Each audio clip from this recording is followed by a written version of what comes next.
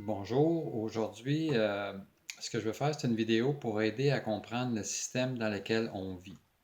Ce que je vais partager, dans le fond, c'est sans prétention, c'est sans vérité. En fait, je veux le faire à partir de des faits.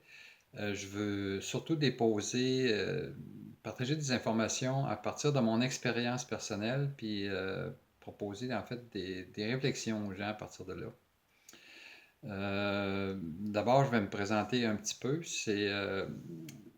Moi, juste pour faire court, là, j'ai vécu des expériences de vie qui m'ont fait vivre ce que j'appelle un genre de basculement de conscience. Et à partir de là, j'ai comme remis en question à peu près tout dans ma vie. J'ai commencé à le remettre en question. Ça date d'environ 30 ans. Et c'est un processus qui se poursuit toujours aujourd'hui. Ça m'a amené dans différentes expériences de vie. J'ai travaillé à mon compte, donc j'ai été, en tant que travailleur autonome, en contact avec ce système-là d'une façon différente que quand j'ai été comme salarié dans une entreprise. Et parmi les expériences, à un moment donné, je me suis, en apparence, en fait, du moins, opposé aux instances gouvernementales au niveau des impôts. En réalité, ce que j'ai fait, c'est que j'ai fait juste, je me suis engagé dans une expérience où j'ai suivi l'appel de ma conscience plus que toute autre chose. Et ce que je réalise avec le recul, c'est que je suis allé à une extraordinaire école pour apprendre comment ça fonctionne. Donc, c'est des informations que j'ai acquises à travers cette expérience-là, puis d'autres expériences de vie que je veux partager et dans le but de susciter des réflexions et de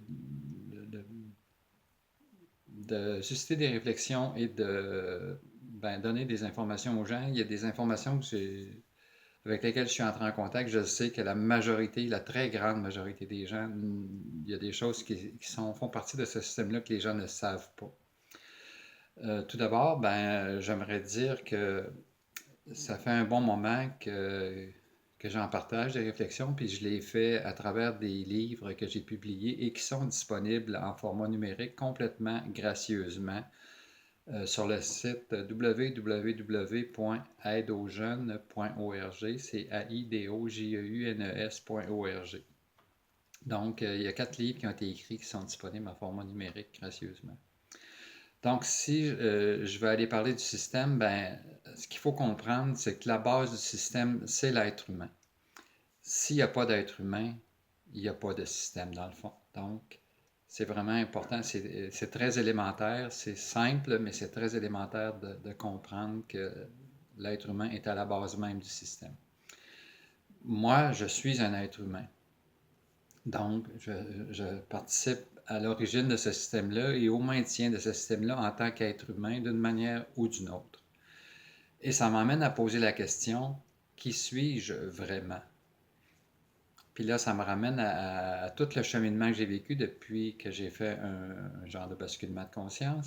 C'est une des choses que j'ai compris, c'est que, en fait, moi, comme être humain, je suis issu de l'union de mes parents.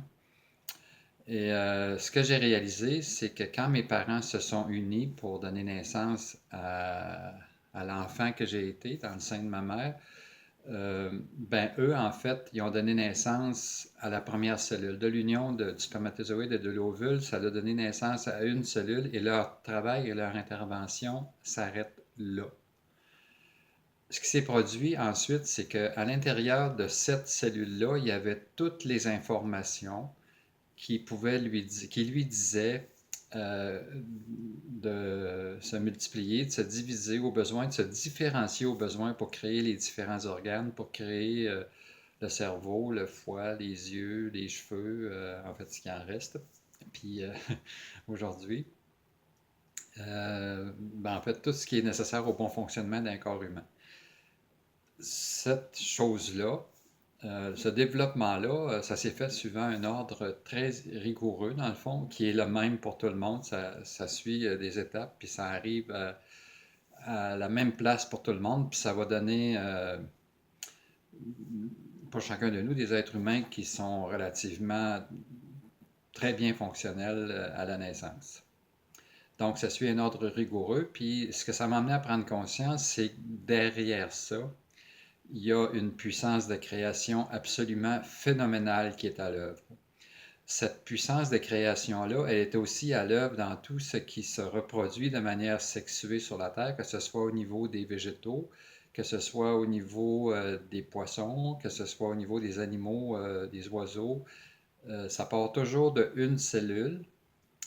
Et à partir de cette cellule-là, ben, c'est la même chose qui se produit toujours, c'est que la puissance de création se met à l'œuvre dans un ordre précis, rigoureux, pour donner naissance à ce qui est nécessaire, mettons pour les oiseaux, d'avoir un système osseux léger puis des plumes. Pour un poisson, c'est un système respiratoire différent avec des écailles.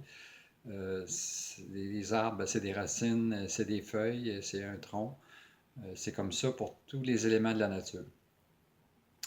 Dans ce sens-là, on peut parler justement qu'il y a une puissance de création phénoménale qui est à l'œuvre.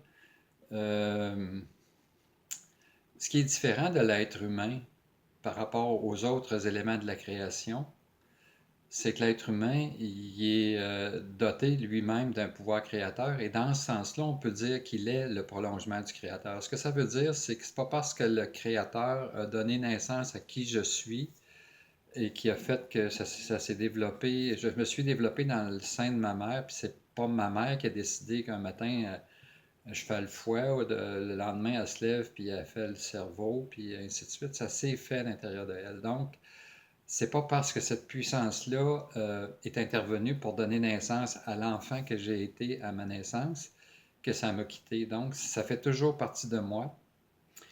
Et je suis ici comme être humain, je me considère comme le prolongement de ce créateur-là parce que ça m'habite toujours. Ça fait toujours partie de moi.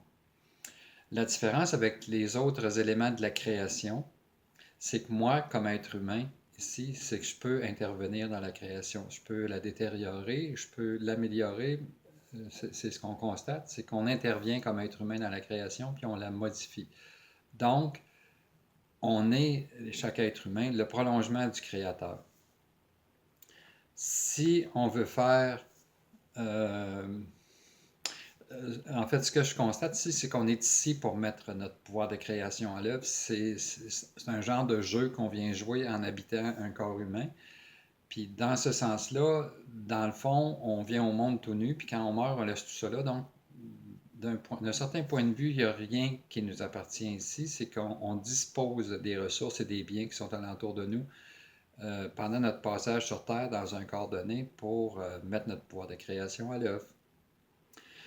Euh, Et dans le fond, ici, si on veut faire de l'économie, là, tomber rapidement à partir de ça dans l'économie, on pourrait dire que tout ce qui est présent sur Terre fait partie des actifs du Créateur, tout simplement. Puis nous, comme êtres humains, ben, on est aussi un actif du Créateur, mais on est aussi le prolongement du Créateur. Ça, c'est un élément de base très important. C'est, selon moi, la base même du système dans lequel on vit.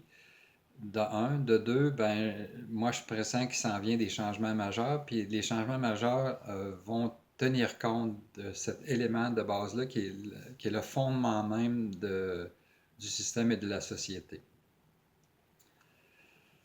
Donc, c'est un des éléments. L'autre élément, ben, à partir du moment où les êtres humains ont commencé à mettre leur pouvoir créateur à l'œuvre, ben, ils ont trouvé un moyen de faire des échanges entre eux. Probablement qu'au départ, ils faisaient ça tout simplement, tout bonnement, sans attendre. Puis à un moment donné, ben, ils ont dû probablement faire du troc. Puis à un autre moment donné, ben, ça devait être compliqué un peu et peut-être lourd de faire du troc. Puis c'est pas toujours facile. Fait qu'ils ils ont inventé un moyen qui s'appelle de l'argent. Donc, ce que ça amène à comprendre, c'est que l'argent, dans le fond, c'est au départ, c'est simplement une convention qui permet de faciliter les échanges quand on met notre pouvoir créateur, quand les êtres humains mettent leur pouvoir créateur à l'œuvre. Euh, et pour comprendre comment il y a une convention, ben, il existe deux types d'argent en circulation actuellement, deux types de façons de faire des échanges. Il y a de l'argent dit fiduciaire, ça c'est l'argent, c'est les billets de banque. Si on prend le temps d'y penser comme il faut, on s'aperçoit qu'entre un billet de 5 un 10, un 20, un 50, un 100, ou je ne sais pas si les 1000 existent encore, mais euh, dans le fond, il n'y a pas de différence de coût de production. Ils ont coûté la même chose à faire, ils sont faits du même matériau. Donc, qu'est-ce qui les différencie? C'est le graphisme et c'est le chiffre dessus. Donc, ce que ça signifie, c'est que ce qui leur donne leur valeur, c'est vraiment une convention. Autrefois, cet argent-là était appuyé sur des valeurs tangibles en or, mais même là, même si c'était appuyé sur des valeurs tangibles, ça demeure toujours une convention parce qu'on établit que, je sais pas, une once d'or, ça vaut tant d'argent, puis c'est une convention qui est établie et qui est acceptée, puis c'est ce qui permet de faire des échanges avec l'argent. La seule chose, c'est que quand on transige avec de l'or, ben, on reste avec une valeur tangible entre les mains. L'autre type d'argent qui existe, c'est de l'argent dit scriptural. Ça, c'est l'argent en fait des cartes de crédit, des cartes de débit, entre autres. Si on y pense comme il faut, quand on fait des transactions avec ce type d'argent-là, il n'y a pas d'argent véritablement qui est transigé, c'est des chiffres qui changent de colonne. Donc, ce qui est le débit crédit pour un va devenir crédit débit pour l'autre. Et c'est juste des chiffres qui changent de colonne et c'est toujours une convention. Euh, Jusqu'à il n'y a pas tellement longtemps, il y a peu d'années, moi je pensais, on utilise des banques ici, donc je pensais qu'il y avait des gens qui étaient bien nantis, qui avaient des surplus de ressources financières qui allaient les déposer dans les banques pour les mettre à l'abri, disons. Puis il y avait d'autres gens à un moment donné qui étaient en besoin, qui allaient dans les banques pour emprunter cet argent-là qui avait été déposé par les autres. Ce que j'ai appris dans mon expérience et dans les recherches que j'ai faites, c'est que l'argent, quand on va dans une banque, dans le fond, l'argent qu'ils nous prêtent, ils ne l'ont pas. Cet argent-là n'existe pas. L'argent, en fait, elle est déposée dans notre compte au moment où on met notre signature sur le contrat d'emprunt. L'argent est déposé dans notre compte par un genre de coup de baguette magique, si on peut dire. Et l'argent, en fait, elle devient tangible quand on fait le remboursement sur les emprunts parce que là, on a mis notre pouvoir créateur à l'œuvre. Il y a un bien matériel qui existe en contrepartie, qu'on remet à la banque en contrepartie de l'argent qui a été, à ce moment-là, qui a été créé. Ce qu'on constate dans ce système-là, c'est qu'il y a un problème majeur, c'est que si l'argent la banque dépose de l'argent dans mon compte de banque quand je fais un emprunt, d'un coup de baguette magique, ça veut dire qu'ils prennent dans le fond aucun risque. Par contre, moi, je prends tous les risques parce que si pour une raison ou pour une autre, je fais un défaut de paiement, bien, la banque va venir saisir les biens que j'ai mis en place par l'intermédiaire de mon pouvoir créateur. Donc, il y a comme un déséquilibre là, à ce niveau-là, d'une part. D'autre part, ce système-là ne permet pas de créer l'argent des intérêts. Donc, si ça ne fait pas ça, puis qu'on nous réclame des intérêts, il y a un fait qui apparaît, c'est qu'à un moment donné, il va y avoir un problème dans le système parce qu'il va manquer d'argent. Et la façon de s'en rendre compte simplement, c'est que si on supposait que dans l'instant présent immédiat, on arrête le système puis qu'on demande à tous les individus, toutes les entreprises et tous les gouvernements de rembourser les emprunts qu'ils ont contractés, capital et intérêt, on s'aperçoit clairement qu'il va y avoir un problème pour tout le monde parce qu'il y a peu de gens ou pas de gens qui vont être capables de rembourser les intérêts. Donc, il y a plein de gens qui vont se retrouver, ou plein d'entreprises vont se retrouver en difficulté, les gouvernements aussi. Ce qui est aberrant aussi, c'est que en envisageant ça de cette façon-là, c'est qu'on se rend compte que dans notre monde actuellement, on va rentrer en compétition, des fois une compétition sévère qui va même amener des conflits et même de la guerre pour de l'argent, et où il y a quelque chose qui concerne les ressources financières en arrière-plan. Puis cet argent-là, dans le fond, est virtuel, mais on va se tirer pour ça, on va se créer des dommages, on va se blesser. C'est un peu aberrant de constater ça. Un autre élément qui fait partie du système, dans la base du système, c'est les gouvernements. Là, je donne des éléments qui sont un peu disparates, là, mais à un moment donné, je vais les rassembler pour montrer comment ça fonctionne dans le système. Donc, j'imagine les gouvernements, je ne sais pas vraiment comment on est arrivé à avoir des gouvernements, mais j'imagine que quand l'être humain est apparu sur Terre, il devait être pas tellement nombreux, puis ils ont dû s'organiser entre eux très à la bonne franquette. À un moment donné, ils se sont multipliés, le nombre a augmenté, puis là, ils ont probablement dû penser à une façon de s'organiser en société, puis à une des étapes dans cette façon qu'ils ont créé de s'organiser en société, ils ont créé des gouvernements. Donc, ce que ça fait voir, c'est que c'est des êtres humains qui ont donné naissance au gouvernement, donc l'être humain a prédominance sur les gouvernements en tout temps. Comment l'être humain va exercer sa prédominance sur les gouvernements? Bien, il y a trois mécanismes qui ont été prévus. Il y a d'abord une constitution qui établit les règles de fonctionnement. Ensuite, il y a un droit de vote que l'être humain y a qui permet de changer le gouvernement de façon planifiée.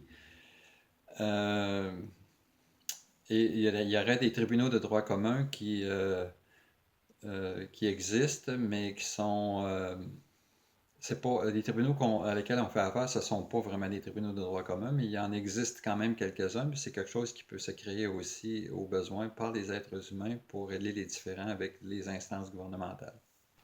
Donc, un autre élément dans ce système-là, qui fait partie du système, c'est le gouvernement. Puis un gouvernement, on peut se poser la question, il existe une définition du gouvernement dans le dictionnaire, mais moi, en vertu des informations que j'ai partagées, j'ai formulé ma propre définition de c'est quoi ou ça devrait être un gouvernement. Donc, c'est pour moi un intermédiaire entre les humains et le créateur.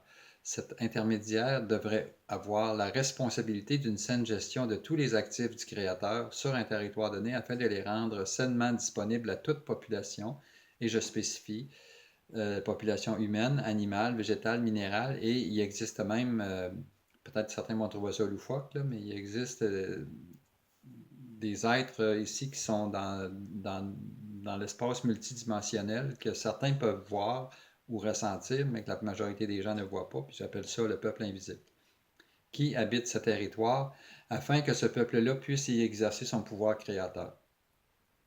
Donc ça, c'est ma définition de ce que ça. Pourquoi que c'est comme ça? Parce que les êtres humains, mettons que moi, comme être humain, j'ai une durée de vie limitée. Puis le gouvernement, ça devrait être celui-là qui maintient, qui s'assure que les règles sont respectées pour que le passage d'une génération à l'autre se fasse de façon ordonnée, en douceur. Malheureusement, les gouvernements se sont transformés au fil du temps, on va le voir dans la présentation, ils se sont transformés en gouvernements. Là, j'ai les éléments maintenant dans lesquels je peux parler du système qui est en place. Donc, le système qui a été mis en place, il a été créé par les êtres humains, donc c'est impossible que les êtres humains aient mis un système en place qui les défavorise. Ce qui signifie donc que le système a été mis en place pour favoriser les êtres humains, mais pour qu'on puisse retirer les bénéfices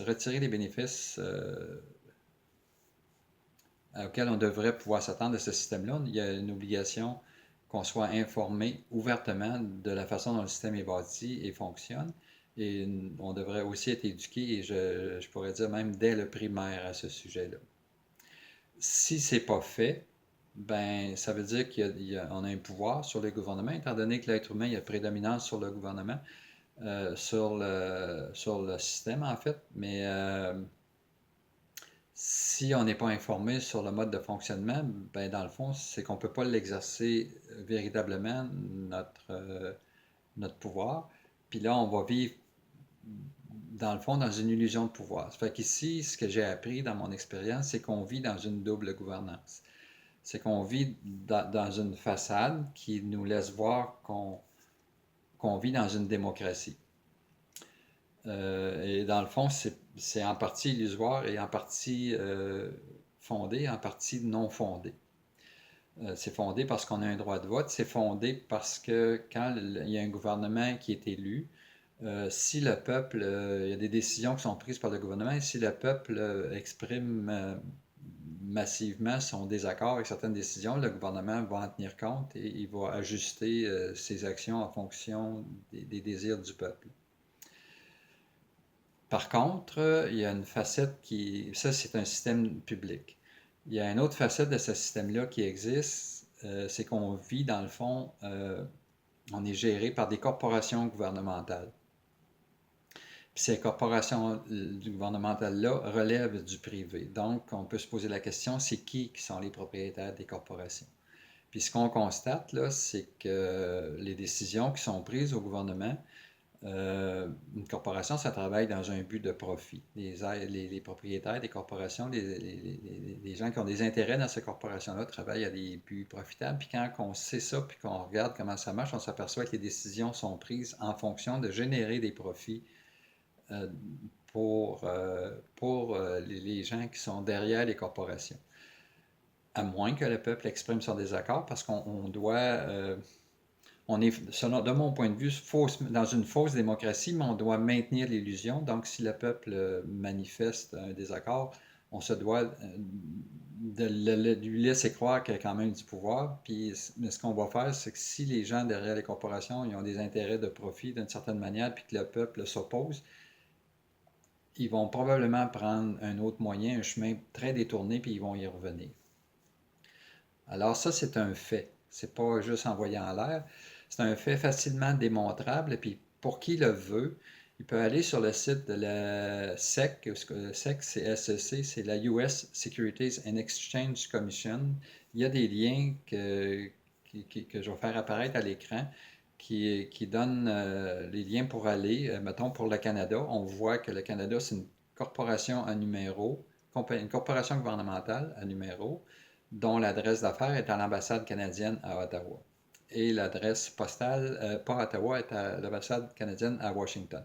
L'adresse postale est au ministère des Finances à Ottawa.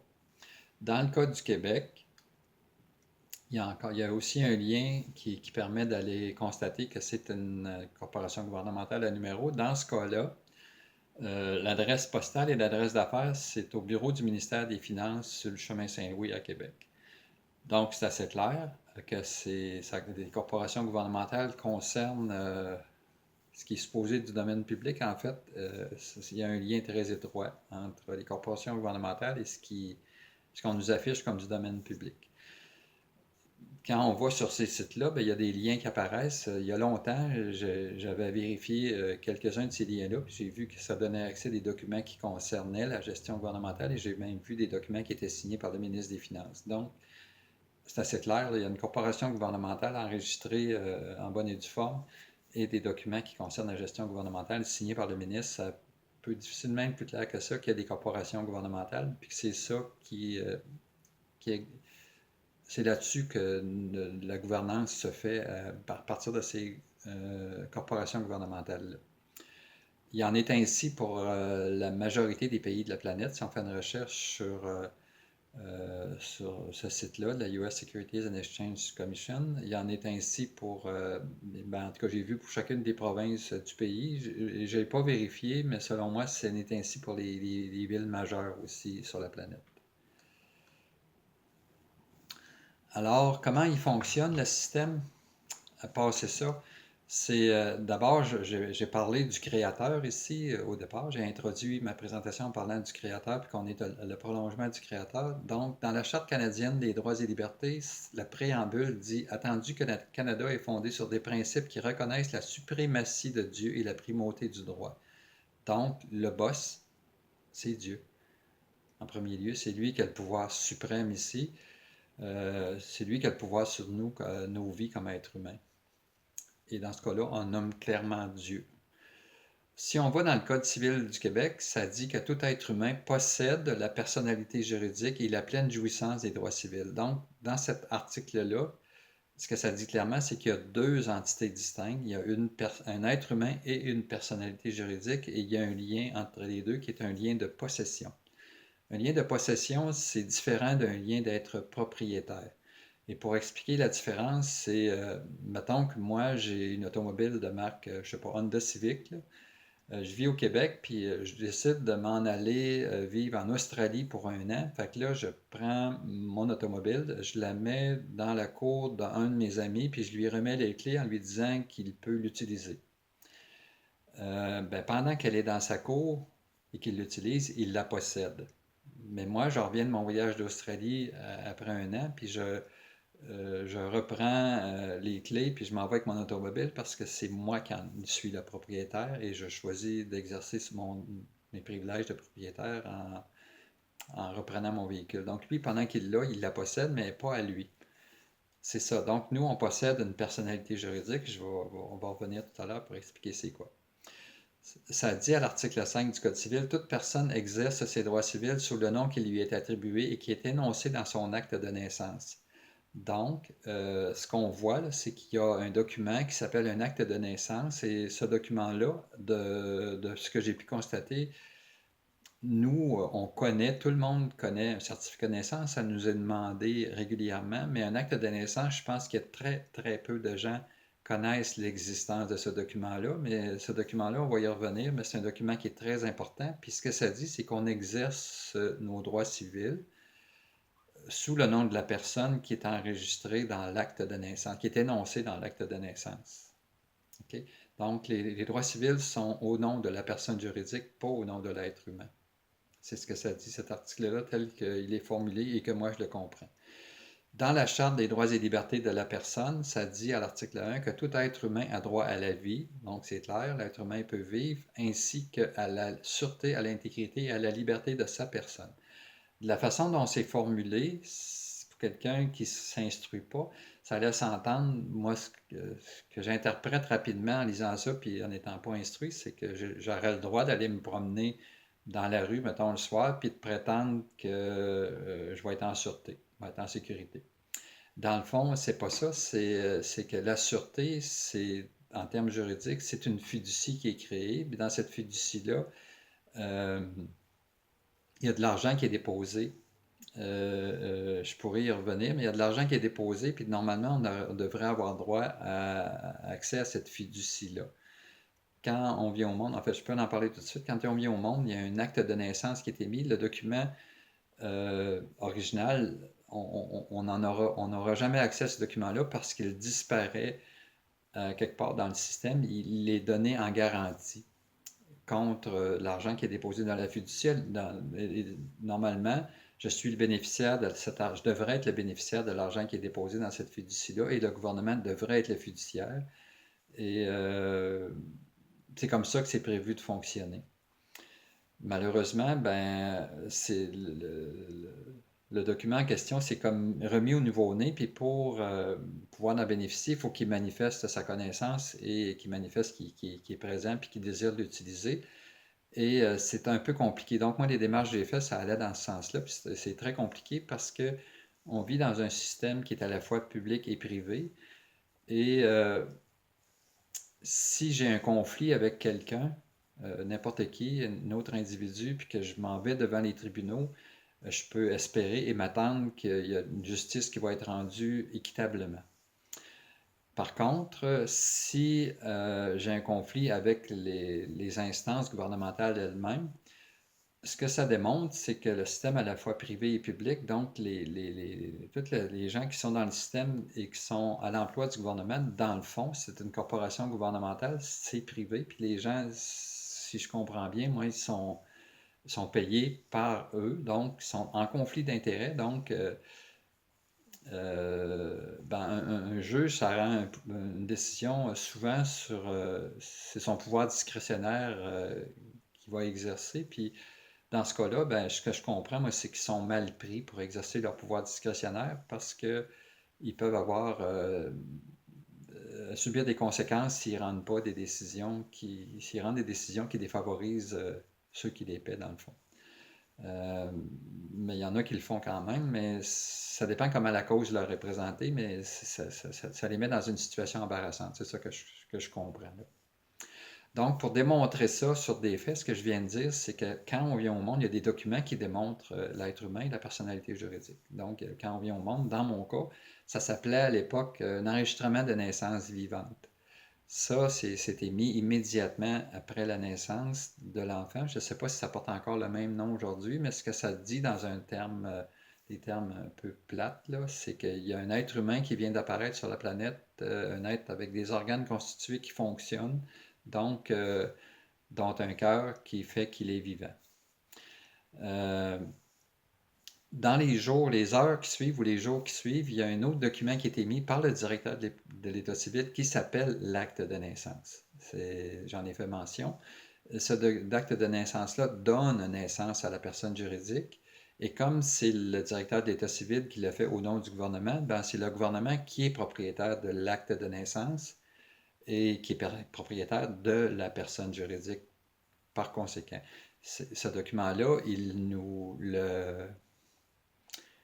le met à notre disposition pour que nous le possédions. On le possède pendant toute notre vie, mais même si on ne voit pas l'original, il y a un certificat de naissance qui confirme que l'acte de naissance existe dans le fond, puis c'est un document qui nous est demandé régulièrement quand on fait affaire avec le système, parce que dans le système, c'est la personne juridique qui est mise par l'intermédiaire de la personne juridique qu'on fait affaire avec le système.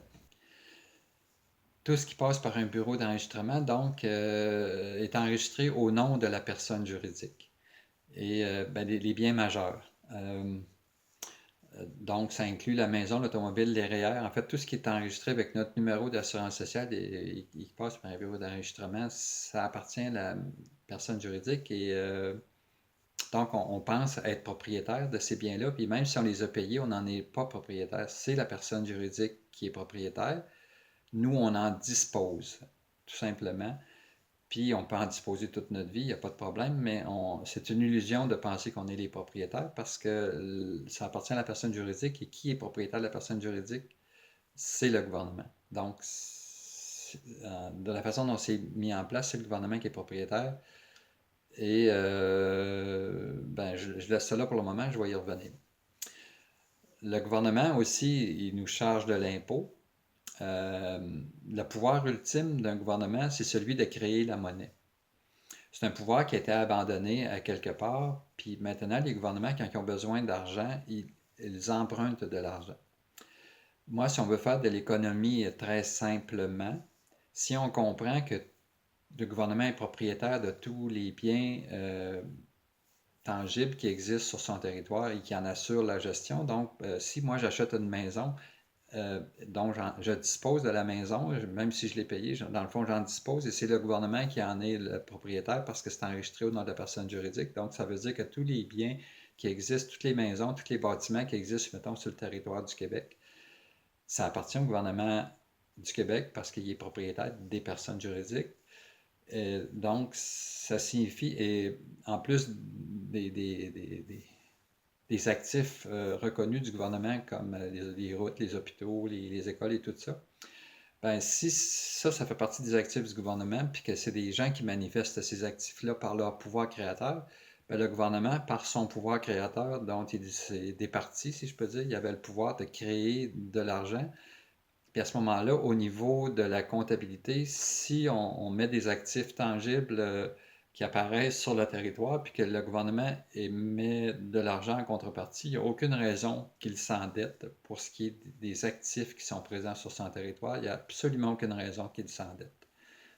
Alors, pourquoi à ce moment-là, qu'est-ce qui resterait à payer pour le gouvernement? C'est tout ce qui est lié aux services, donc les salaires et tous les autres types de dépenses. Et à ce moment-là, ce sont des frais qui peuvent être facilement compensés par la taxe à la consommation. Donc, on voit qu'à ce moment-là, l'impôt sur le revenu n'a plus sa raison d'être.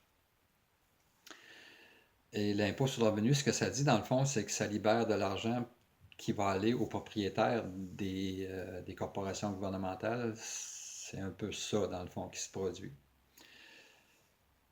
Donc, si on agissait ainsi, parce que au départ, c'est comme ça que ça devait être, puis que ça l'a été pendant un certain moment, puis que les gouvernements n'étaient pas endettés à ce moment-là, ben, ça limiterait le taux d'endettement, évidemment, puis ça limiterait l'imposition de la population. D'autre part, ben, quand le gouvernement y emprunte de l'argent, on a vu de la façon dont l'argent est créé à partir des dettes que ça ne crée pas les intérêts. Donc, dans le cas d'un gouvernement, pour réussir à rembourser les intérêts, compenser les intérêts, ben en fait, il doit constamment réemprunter pour créer l'argent des intérêts, de sorte que ce que ça fait voir, c'est que on rentre, à partir du moment où il commence à emprunter, ça rentre dans une spirale qui ne peut pas faire autrement qu'aller à une place où ça devient un non-sens, puis ça ne peut pas faire autrement que d'imploser. Fait qu'aujourd'hui, ce qu'on constate, c'est que la majorité des pays de la planète sont endettés à un point qu'on est véritablement au bord de l'implosion. Ce que je viens de vous dire, là, c'est peut-être qu'il y a des gens qui peuvent remettre ça en question. J'ai une déclaration qui a été publiée dans le journal Le Devoir en 1996, qui est une déclaration qui est attribuée à Pierre-André Paris, qui était sous-ministre du Revenu à cette époque-là, qui l'a fait, c'est une affirmation qu'il a fait devant une commission parlementaire. Et l'affirmation a dit: tout est privilège consenti par l'État, votre voiture, votre maison, votre profession, bref, votre vie, et l'État peut tout vous reprendre si vous n'êtes pas un contribuable docile. C'est une affirmation que je peux corroborer parce que l'expérience dans laquelle je me suis engagé a conduit à un moment donné à ce que je sois évincé de chez moi et j'ai été dépossédé de tous les biens dont je disposais. Et je spécifie, j'en disposais. Donc, c'est devenu clair que pour moi, eux autres, ça a passé par la personne juridique et ils assumaient qu'ils étaient les propriétaires et ils ont repris possession des biens dont je disposais parce que je n'ai pas été un contribuable docile. J'ai une autre citation qui vient cette fois-là de Nicolas Sarkozy qui va dans le même sens. C'est une citation que j'ai trouvée quelque part sur Internet. Ça dit les droits souverains de la personne naturelle face à l'esclavage de la personne morale. Donc, ce que ça dit, c'est que chaque individu doit connaître la différence entre la personne physique et la personne morale. La première est souveraine alors que la seconde est soumise aux lois du marché sur lesquelles se base le système juridique et sociétal. La personne morale possède ainsi un nom et un prénom et appartient à l'État qui possède son acte de naissance, cet acte se substituant alors à la personne pour tous les actes de l'individu au sein de la société. Entre parenthèses, on dit par exemple, si vous achetez un véhicule, c'est l'acte qui devient propriétaire de ce dernier et le détenteur de l'acte reste le possédant de l'ensemble. Et je suis sûr que vous ne détenez pas votre acte de naissance original. La personne naturelle, elle, est souveraine. Donc, ce que ça vient confirmer, c'est ce que je vous ai partagé tout à l'heure, c'est lui, il utilise le terme posséder, il y aurait un petit ajustement à faire parce que c'est pas, ils en sont propriétaires là, des biens par l'intermédiaire de l'acte, justement. Alors, qu'est-ce qu'on peut faire avec ça? Ben, de ce que j'ai pu constater dans ma démarche de vie, c'est qu'on vit à ce moment-là, à ce moment-ci, un moment pour tout le monde, où plus que jamais, nous devrions nous occuper de notre relation à nous-mêmes. Ce qu'on observe, c'est qu'on a de moins en moins de temps pour le faire parce qu'on est piégé dans notre rapport temps et argent. Donc, quand on a le temps, on n'a pas l'argent, puis quand on a l'argent, on n'a pas le temps parce qu'on court pour de l'argent. On a fait de l'argent un objectif absolu. Puis la majorité des gens ne sont pas conscients de ça, mais ils courent pour de l'argent, pour payer des dettes, parce qu'on nous a emmenés dans un monde où, pour être heureux puis compenser, il fallait consommer beaucoup. Puis on est toujours à court d'argent. Donc, la priorité dans tout ça, l'argent, ça a été conçu pour être simplement un outil qui facilite les échanges quand on met notre pouvoir de création à l'œuvre. Puis il faudrait redonner à l'argent son simple rôle d'outil, tout simplement, puis arrêter d'en faire un objectif. Donc, ça emmène à gérer nos vies, chacun de nous, d'une façon différente. C'est important, selon moi, pour arriver à bien gérer ça, d'être bien informé. Donc, c'est pour ça que je fais cette vidéo-là. C'est pour informer des gens parce que l'information que je vous donne, je ne l'ai pas retrouvée nulle part. Dans d'autres vidéos, il y a des gens qui font des très belles vidéos pour informer les gens de toutes sortes de façons. Mais ça, la partie, il y a des éléments que j'ai donnés qu'on ne retrouve pas nulle part. Donc, la première la base, c'est d'être bien informé, puis ensuite, ça permet de prendre des décisions. Il faut comprendre que c'est nous la solution. C'est nous qui avons donné naissance au système, donc on est les créateurs du système ici tel qu'il fonctionne. Au fil du temps, ça a évolué, puis actuellement, de la manière qui fonctionne, il y a 1% de la population qui bénéficie du pouvoir de création de 99% de la population. Puis c'est peut-être même pas 1%, c'est peut-être plus minime que ça encore. Donc, puis là, la façon dont ça fonctionne actuellement, ben, ça crée plein de disparités, ça crée de la pauvreté, ça crée de la souffrance partout. Fait que maintenant, à partir du moment où on est informé, on a un choix à faire, c'est qu'on décide que c'est correct comme ça, puis ça nous plaît, ou c'est pas correct, ça nous plaît pas. Donc, si ça nous plaît, ben, observons ça, puis sourions. Plaignons-nous pas, parce qu'on accepte et on consent, par notre silence, par notre inaction. Par contre, si on n'accepte plus ça, il faut juste être conscient, pas faire une révolution là, avec des armes et tout ça. Il faut juste être conscient que c'est nous qui avons donné, nous les êtres humains, qui avons donné naissance au système. Puis si ça ne nous plaît pas, on a toujours la possibilité de donner naissance à un nouveau système. Moi, je me suis fait